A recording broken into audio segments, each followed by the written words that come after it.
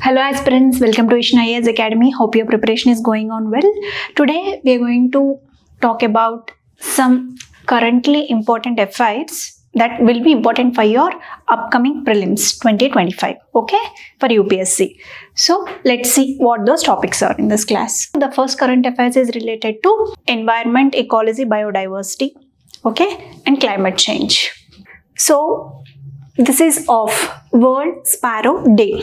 Okay, so every year a day is allotted exclusively for sparrows, that is on March 20th.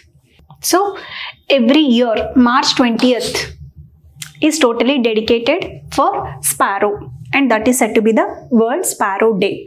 Okay, and scientifically sparrow is named as Parivarthan.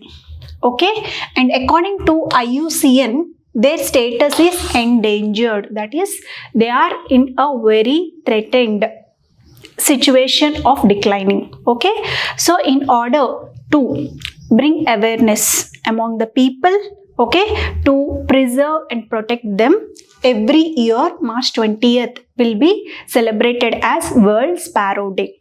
Okay, so remember this for your prelims. It will be asked as a bit for prelims. Okay, so scientific name, IUCN status is endangered, and this day is initiated by a bird conservation organization, namely Nature and Forever. Remember this. Okay, so Nature and Forever is the organization that has initiated this day of sparrows. Okay, and what is the aim of the Sparrow Day? Is to raise awareness about the declining sparrow population. To raise awareness about declining sparrow population. Until now, this event has been spread to 50 nations globally.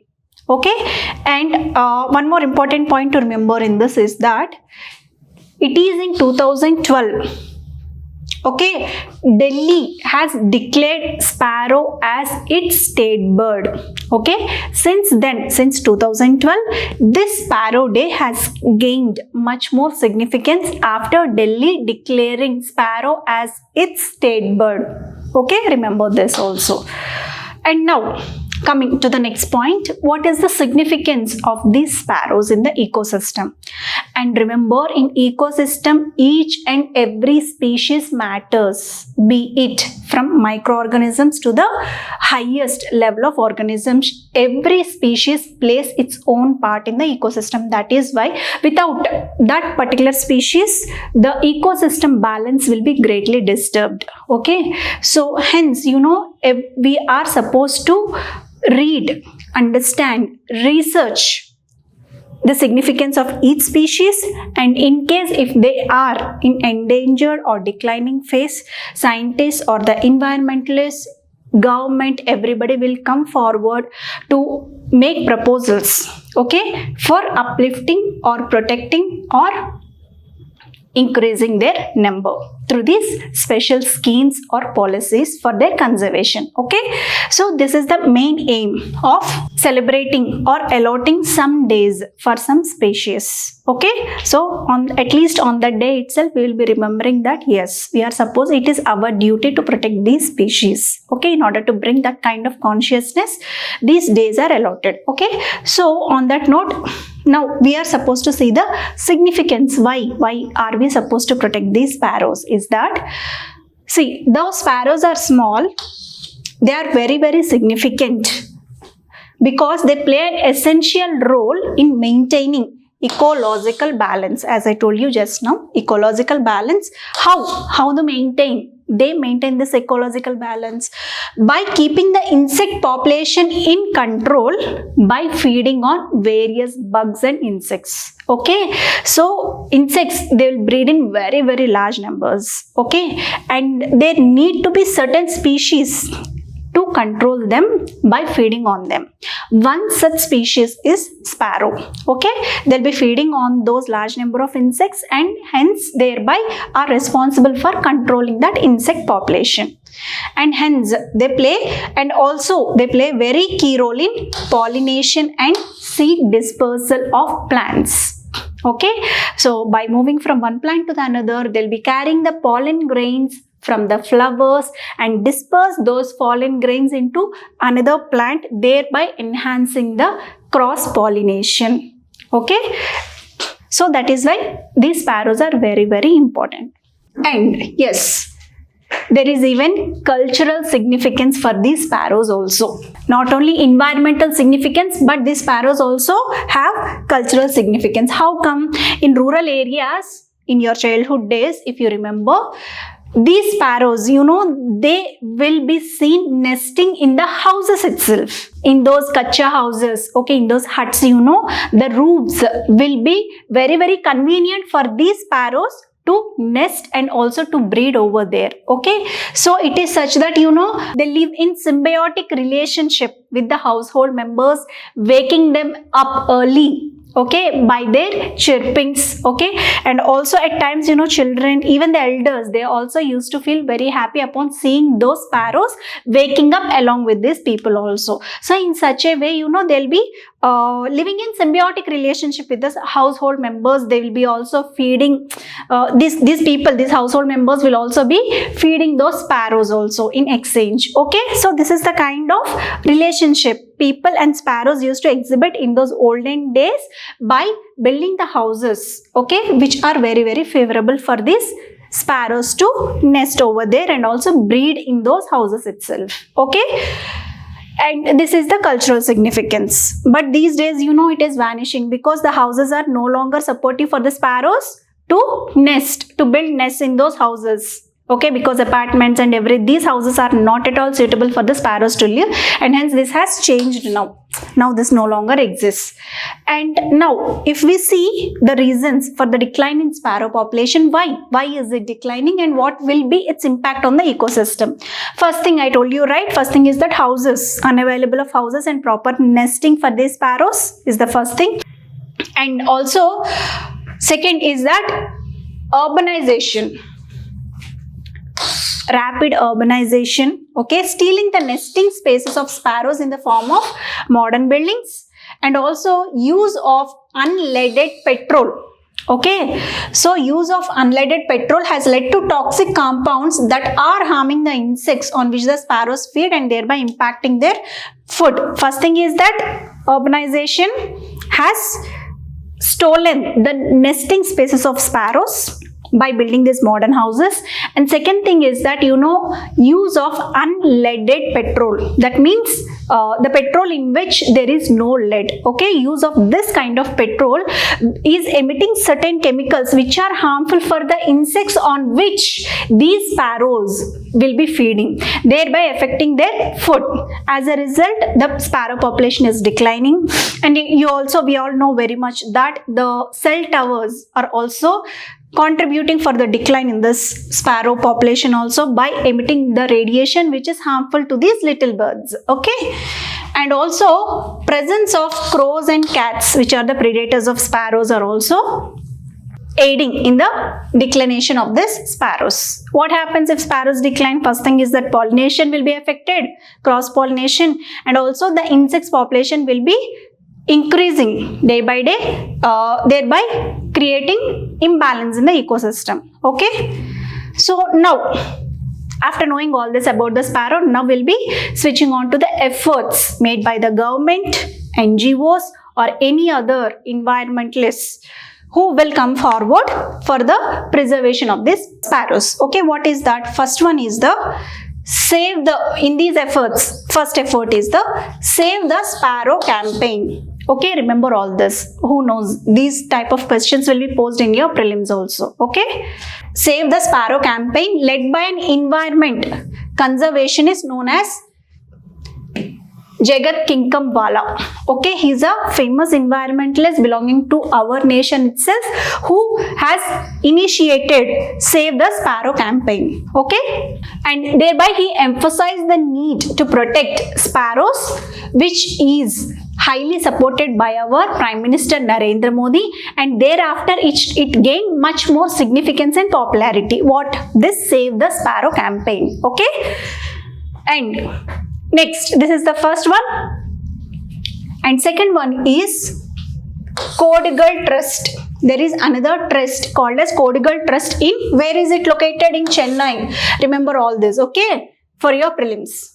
This is important for prelims. In Chennai, this also has initiated a special campaign by involving children in building artificial nests for sparrows. Okay, this has become very, very successful, and you know, from a span of 4 years, ranging from 2020 to 2024, nearly 10,000 nests have been built by the children for the sparrows. Okay, in a span of 4 years. That means, so here this campaign gains a prominent significance by creating awareness in the children itself, okay, about the sparrows, thereby enhancing or diverting their mind for the protection of these little birds. Okay, and second one, another campaign called as Early Bird.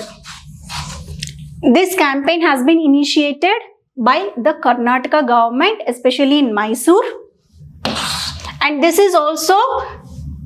campaign is also involving children. How come? They'll be taking the children to the world of the sparrows, to the villages, to the rural areas, showing them the sparrows, because these days in urban areas, this generation, especially the children, are mostly unaware of sparrows. Okay, especially, yeah, they are aware of the sparrows, but you know, in lively, they are not able to see the sparrows in lively. Isn't that so? So in order to show them the sparrows in a live environment, they are taking these children to the rural areas and thereby showing them the sparrows, the way of their living, how come they are living peacefully and happily aligned with the people over in the rural villages. Okay, by tripping them to the villages and also letting them know the significance of these birds, thereby creating a mindset in the children to be protective to these sparrows. Okay, these are the 3 main important campaigns that have been raised in India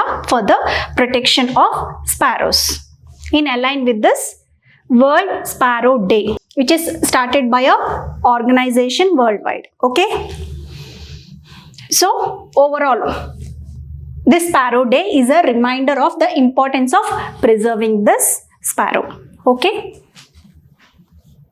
and next, second one is India stands at 24th position in free speech survey. This is related to polity. Right to free speech. Okay, how far this right to free speech is protected in India as well as worldwide. Okay, so in order to answer this question, an organization has come forward to survey various nations on how far this right to speech is protected. Okay, and it has come up with the rankings of different nations, and among those rankings, India has taken the place of 24. Okay, so what is this all about is all that we are going to see now.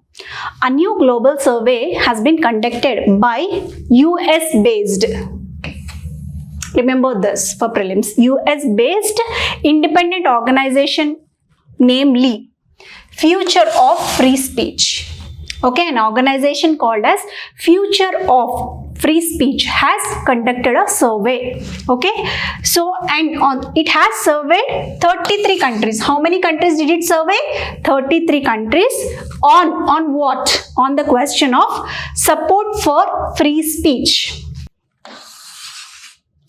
Support for free speech, titled Who in the World supports free speech? This is the title of this survey conducted by this organization, and it has been conducted in October 2024. Started its survey in October 2024. Okay, this organization states that, what does this organization state after conducting its survey? What did it find out is that, you know, while abstract support for free speech remains strong, okay, for free speech, there is no doubt that abstract support has been provided by every government.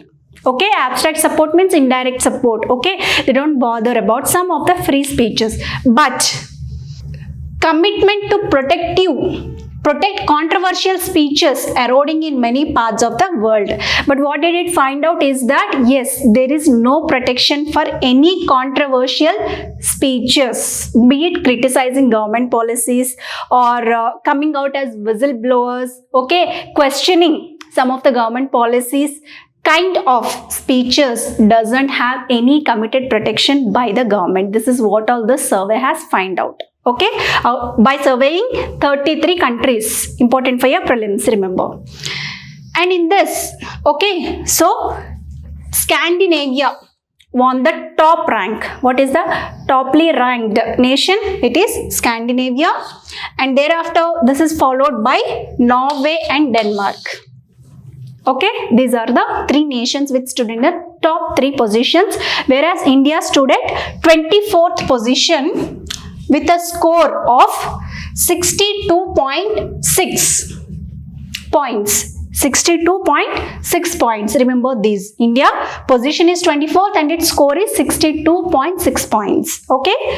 And what did this survey find about India? Okay, while doing this kind of international researches or surveys, you know, we have to concentrate on India itself. First of all, let's concentrate on what are the topmost countries, and thereafter, how does this survey affect India? Okay, so how does this affect the India is that survey found out that majority of Indians consider it very important to speak freely without government censorship, but support of criticism of government policies was below the global average. When they have surveyed Indians, what they found is that Indians, yes, they are of the opinion that of course free speech need to be supported, but they also express their opinion saying that yes, of course, when we started criticizing government for their policies, the support which we ought to have is lacking when compared to remaining global nations, is all that has been accepted by Indians. First point, remember. And second one is that the report also states that the more substantial disconnects from the general pattern are represented by India, Hungary and Venezuela, where the actual protection of free speech is very low compared to the popular support, which are the backsidings of the democratic nations. Again, what is the second opinion which this survey find out was that, you know, see, the disconnect from the general patterns of support in the other nations is absent in India. Okay, protection to the free speech is not up to the mark in India. Okay, is not up to the mark in India. Okay, is very low compared to the popular support which is given in the other nations. Okay, and also next, what all they found is that, but when asked whether their ability to speak freely about political matters has improved or worsened over the past years, Indians and the South Africans believe that they have undergone the most significant progress, although the observations and the reports cite the situation has worsened in India regarding right to free speech. And third most important opinion is that though this survey states that India doesn't offer doesn't offer protection to right to free speech as other nations do, but Indians, what all they say is that Indians as well as South Africans also, they say that yes, we do accept that we don't when we come forward for criticizing any of the government policies or any of the political leaders, we are not offered that protection. But no, it is not the case as you are presenting that it is of the worst scenario, because no, we believe that we have been offered protection for the right to speech, but not in a very low manner which you are portraying or representing, is all that Indians have spoke about our India. So that means it is a proud matter for Indians that yes, they have been very happy, quite happy with the freedom or the protection they have been offered for the expressing their opinions. Nothing but free speech means expressing our opinions, whatever it is, be it for government or for any of the organization. Especially this protection will be given to challenging statements, okay, or any of the criticisms for the government. Okay, so that is what all Indians have finally said. Clear? Remember this will be important for your prelims. That's why I have given this. And finally, this is quite elaborative discussion which I wanted to make. International Day of Forests. Okay, so this International Day of Forest will be observed on March 21st of every year. Okay, this day has been declared by whom? By United Nations. Okay, in 2012. In 2012 itself, United Nations has declared. Since then, it is celebrated every year. Why? To raise awareness about the critical role of forests play in sustaining the lives of the entire planet. Without forest, there is no life. There is no biodiversity. There is no ecosystem. Yes or no? Okay. After recognizing this significance of forests, in order to generate that awareness in the people and in the upcoming generations as well, every year March 21st has been allotted for the forests with a commitment to protect them. Okay? Yes. Next, what is the theme of this year's Forest International Day of Forest is forest and food. Remember this. Forest and food, emphasizing the link between what is the meaning of this particular forest and food, setting as a theme is forest and global food security. Without forests, there will be no food security globally. Okay, this is what all we can understand from the theme of this forest and food. Both are aligned with each other. Okay, without forest, there is no food, and as well there is no food security also, where throughout the world.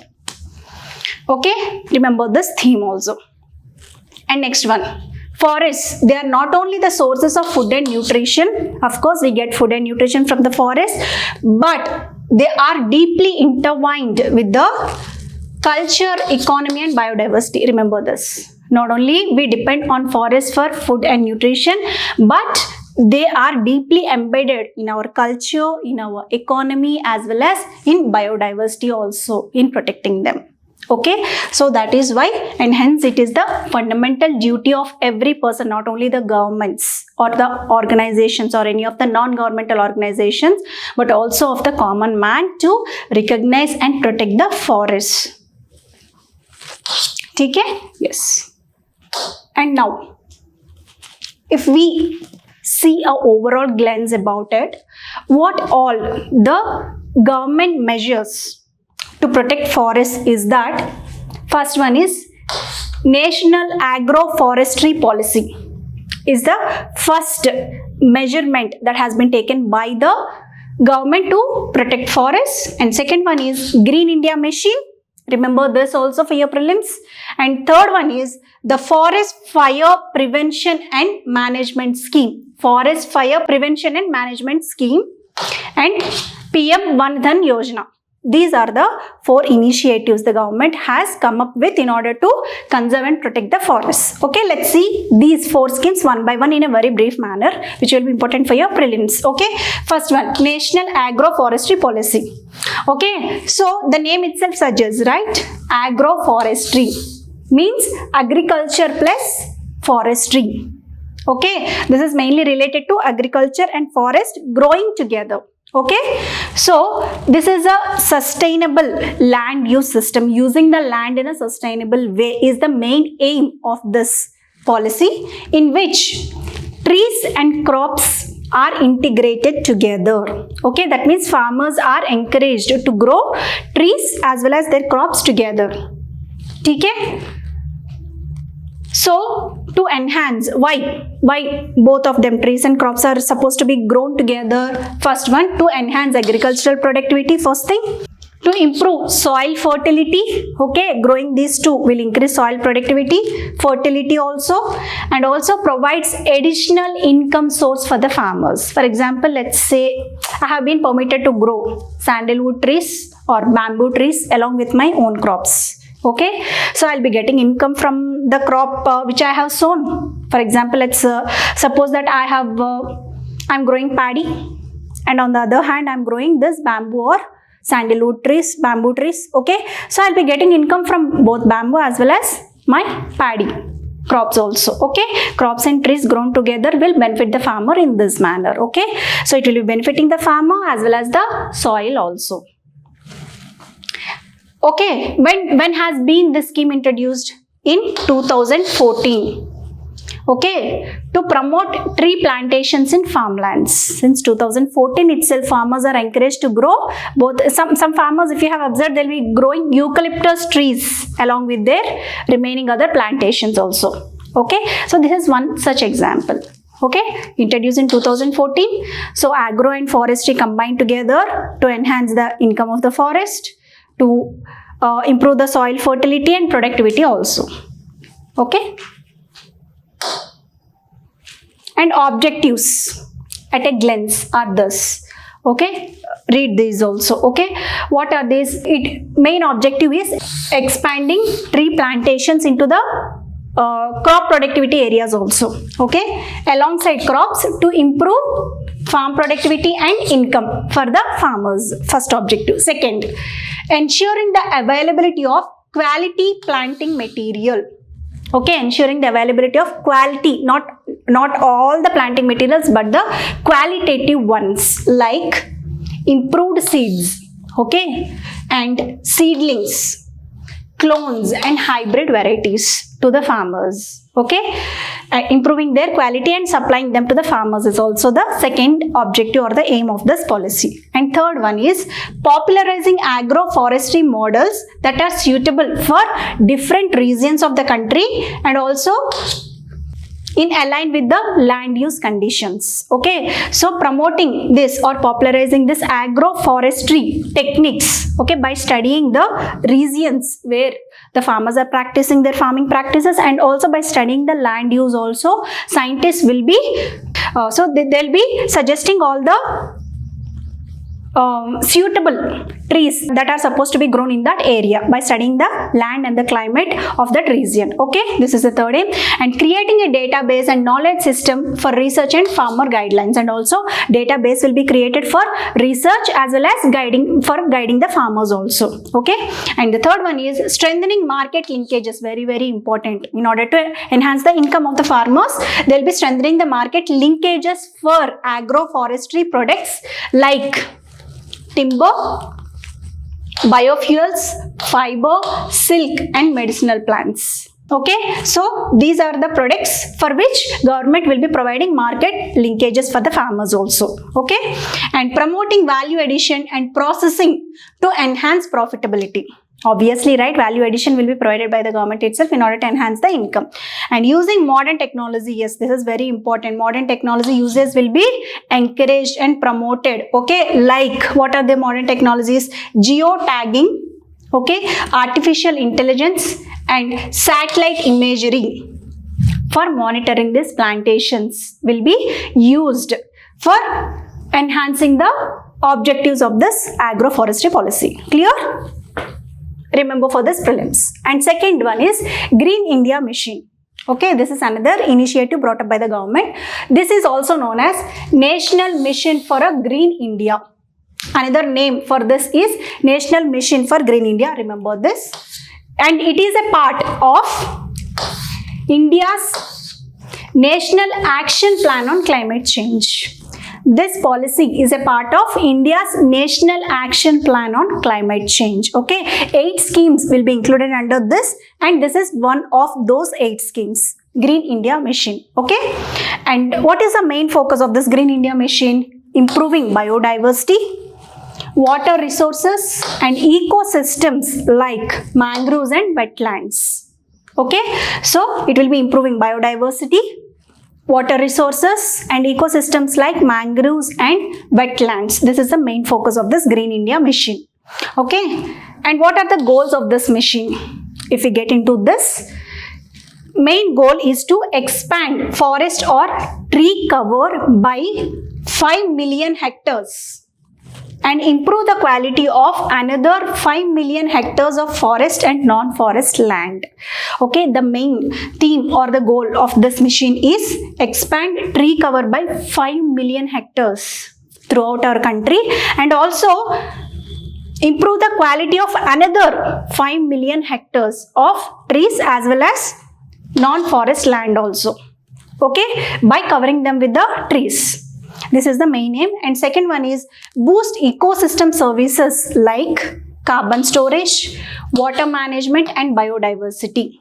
all these three services will be provided to us by the forest itself. They'll be acting as carbon storage, and they'll be managing the water for us also, and also they'll be guarding the biodiversity. Okay, in order to promote all these services, forests are supposed to be expanded. Okay, and next, improve livelihoods for 3 million households by increasing income from forest-based activities. Mostly tribals will be dependent on forests, yes or no, right?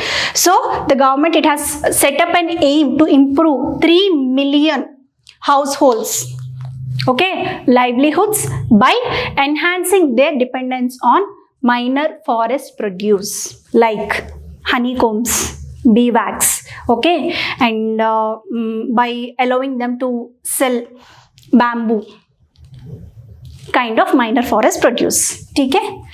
And next policy is forest fire prevention and management scheme. This is very important. These days we often have come across forest fires, okay, engulfing hectares of forests, especially in the northern India regions. Okay, so in order to prevent and protect those forests from the fire, this policy has been come forward or put forth by our government. So what are the aims of this policy and objectives are all we are going to see. This is, first of all, let's see, this is a centrally sponsored scheme, okay, that supports the states and union territories in preventing and controlling the forest fires. Okay, and this is a centrally sponsored schemes which will be aiding states and union territories in helping them to prevent as well as take steps to further reduce the forest fires. Okay, and the Ministry of Forest, it will provide financial assistance to help implement all these measures for the states and union territories. Remember this. And second one is,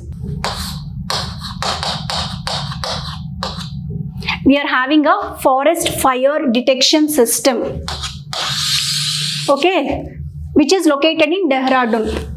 Remember this, Dehradun mein forest fire detection system has been located, and which uses remote sensing to detect forest fires and also to alert the states. Okay, this is also very important. Forest fire detection system, where is it located and how does it collect the information? By using remote sensing system. Okay, now objectives of this particular scheme are, first of all, we all know it, right? By there itself we can understand that it is aimed to prevent forest and also manage the forests. Okay, and second one is that emphasizes the involvement of communities in forest protection. Okay, they'll be involving the communities also, especially the tribal communities, to enhance the forest produce also. And second one is that it will be using modern technology like remote sensing, okay, GPS and GIS in preventing forest fires, and also in preventive measures also, in safeguarding the forest from further fires also.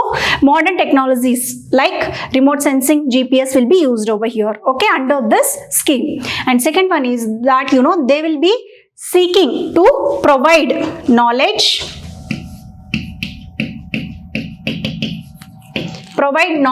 about the impact as well as the behavior of forest fires to the local communities who are staying nearby the forests. Okay, these are all the objectives of this one.